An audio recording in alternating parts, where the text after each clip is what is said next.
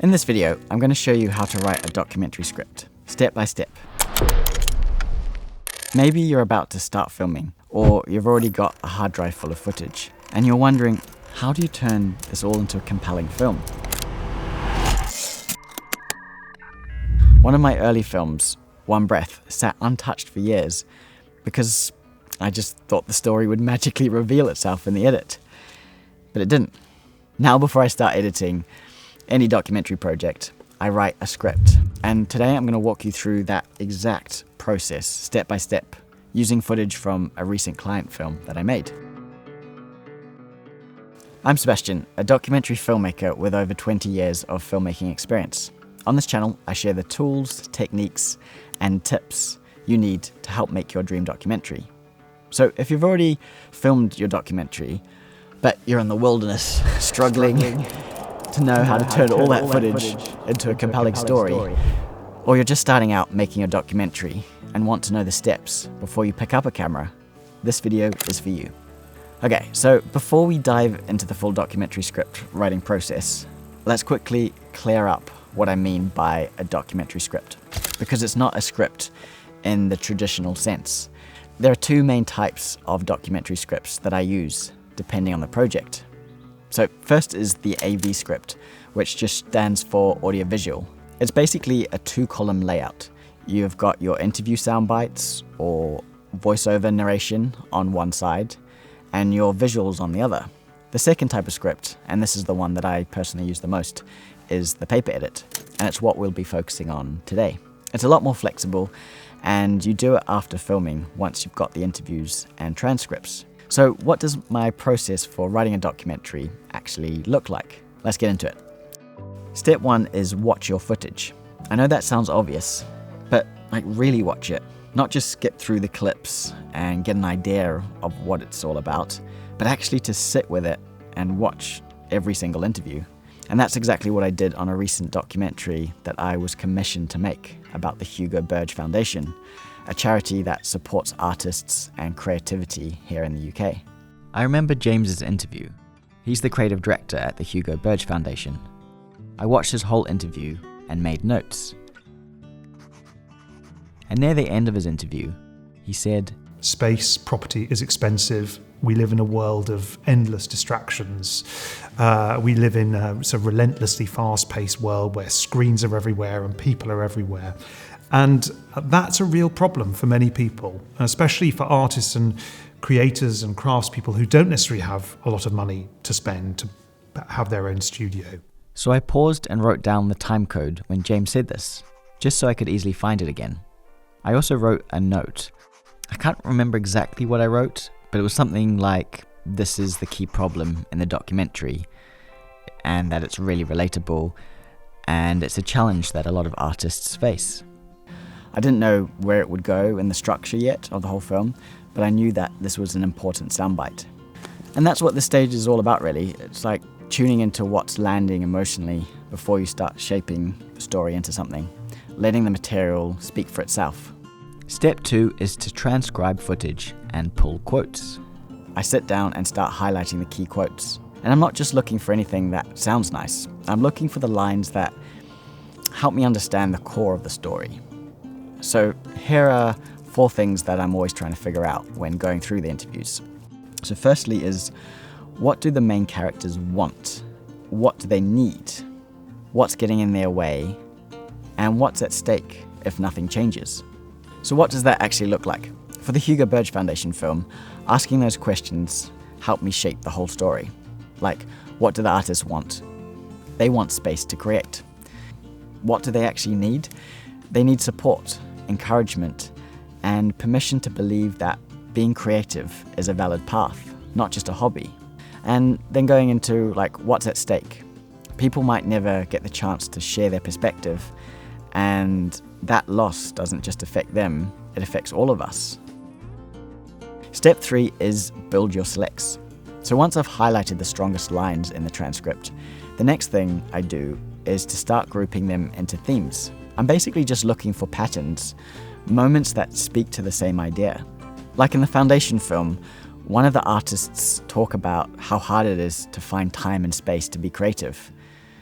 That went under a section called barriers, or it could be under a section on like roadblocks, something like that. And then another artist talked about the moment that they realized they could actually call themselves an artist. And so for me, that felt like putting into a bucket under identity or maybe transformation. You don't need to get the labels perfect. It's just more about spotting like what connects and what quotes are talking about similar things and then grouping those together. There are a few ways to do this. And honestly, it doesn't matter. Just pick whatever works best for your brain. So if you're someone that likes working on paper, you can literally just print out the transcript, grab a pair of scissors, and just start cutting out quotes. Then move them around into like a pile or folders. Doing it physically is quite messy, but if you're someone that like loves holding tangible things, it's a really good process to kind of start working out the story. If you prefer working more digitally and like to have that kind of clean minimalism workflow, then just using a Google Doc with different sections for each theme or a separate doc per theme can work really, really well. Lately, what I've also been doing is just literally going straight into my editing software. I use Premiere Pro, but you can do the same with, say, like DaVinci. They've both got text-based editing. So what you do is highlight a quote in the transcript, pull it straight into the timeline. So you could have one for like creative process, one for backstory, challenges, whatever makes sense. And yeah, works really, really well. So it doesn't actually matter how you do it, whether it's pen and paper, Google Doc, or in your editing software. The point is to group your strongest quotes by idea and putting those into different bins. So when you get to shaping the story later, most of the heavy lifting is already done and you're not having to be like, oh, where's that? It can easily be grouped together. It just helps so much. It's absolutely brilliant. So step 4 is to structure the story. So once I've got all my selects grouped into themes, the next thing I do is to start shaping the structure. And for me, that usually means turning each theme into a scene. For the foundation film, I had this theme around barriers to creativity, where people were talking about time, space, and self-doubt. That ended up becoming a whole scene focused just on the struggles that artists face. And then there was this other theme around transformation, like what happens when someone does get the space to create? And that became a scene too. Sometimes I'll merge themes together if they're kind of like saying the same thing, or if one doesn't quite stand strong on its own. Like say someone talks about mentorship and also about community, those might work better as one scene, depending on how the quotes land. So I usually map all this out using index cards, or I also do it a lot in Millernote, somewhere I can see the whole thing laid out and move stuff around really easily. So each card is basically a rough scene built around a clear idea. It's super simple, but super effective. Then I start building a loose 3-act structure from that. Not a script or anything, just like a structure to hold it together. So for example, Act 1 is your setup, like who's involved, what's the topic, what are we stepping into? Act 2 is the tension, what's changing, what's difficult, what's being challenged, that sort of thing. Then Act 3 is the insight, the reflection, and why the story matters. With the foundation film, Act 1 introduced the space, so this beautiful creative environment.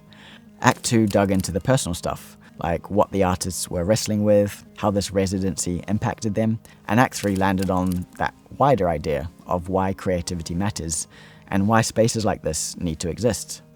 I also try to think about contrast when I'm shaping the scenes. So like if I've got a deep, slow, emotional moment, I probably don't want that to follow with another one straight after. I might put in something a bit lighter or faster paced. It's the same way you'd edit a film, balancing energy, tone, pacing, but here you're doing it with the ideas. I find that this step always feels like the moment where everything starts to make sense. You're not just guessing anymore, you can actually see the spine of the story coming together, and you know where things are going. And once that's in place, I then move on to writing the actual script, which is step 5, refining the script. A lot of beginner filmmakers actually skip this step because they think the hard work's done once everything's in place. But this step is actually what takes your film from good to great. So up until now, it's been about collecting, organizing, and building a rough shape. But here's where I start tightening things, trimming repetition, and cutting anything that doesn't serve the story, and just getting things to, I guess, like flow a bit more smoothly. Like I'll go through each scene and ask, does this actually move the story forward? Am I hearing the same points? Can I cut this quote without losing anything? Sometimes I'll realize two scenes are basically saying the same thing, so then I'll collapse them into one. For example, in the Foundation film, there was this whole bit about how important it is to have space to be creative. And the quotes were all really solid, but they were kind of all saying the same thing, and just in different ways. At first, I tried to leave it in, thinking more is better. But when I watched it back, it just dragged.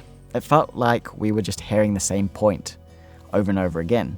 So I stripped it back, kept the stuff that actually landed, like this one line where James talked about hearing the sound of silver being beaten in the workshop. And if you listen closely, you can hear the sound of people at work. You can hear the sound of silver being beaten. And you can hear the sound of chair legs being assembled.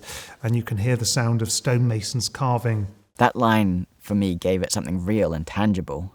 That one quote just carried so much more weight. It had space to breathe. And that's what this step is really about. Tightening things up so every moment earns its place.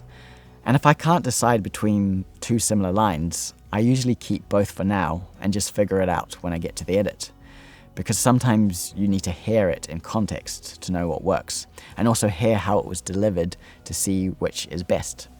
At this stage, you're not trying to get it perfect. You're just shaping something that makes the edit way easier once you open up your project and start putting that all together. Step 6 is to get feedback. Alright, so before you jump into editing, it's a good idea to share your script or your paper edit with someone that you really trust, just to see if it's making sense to someone who wasn't there while you were filming. It could be a filmmaker friend, a mentor, even just someone who's got a good eye for story, and ask them to let you know what they think. Like, what bits made sense? What bits were maybe a bit confusing or repetitive? Did anything drag or feel like it shouldn't maybe be there? You're not asking them to fix anything, just to highlight what's working and what might need some tweaking, so that you're not heading into the edit with some blind spots. So for client projects, like with the Hugo Burge Foundation doc, I always get sign-off at this stage from the client. I'll send them the script or paper edit even before I open the editing software. The reason I do this is because it saves so much time and hassle later, because once you've done like a full edit, added music, color, sound, no one wants to go back and change the whole structure. That's an absolute nightmare. And even for your own stuff, like, this is definitely the moment to get feedback. You're still working on the story here, and that's the backbone of the whole film. If that's solid, then the edit becomes so much easier. So yeah, don't skip this bit. So you started with a hard drive full of footage and no idea what to do with it. Now you've got a clear step-by-step process. It gives you clarity, it builds confidence, and it actually helps you finish your film, which I think was kind of the whole point. If you'd like to use the same documentary script templates I use, both the AV script and the paper edit, I've made them available for free. These are the actual layouts that I use on my documentary projects. Both templates will save you a lot of time and make the whole process much clearer. Just click the link below, enter your email, and I'll send the templates straight to your inbox. Check out my next video where I walk through how to edit your first documentary, from rough cut to final export. Feel free to check it out. Thanks for watching, and I'll see you in the next one.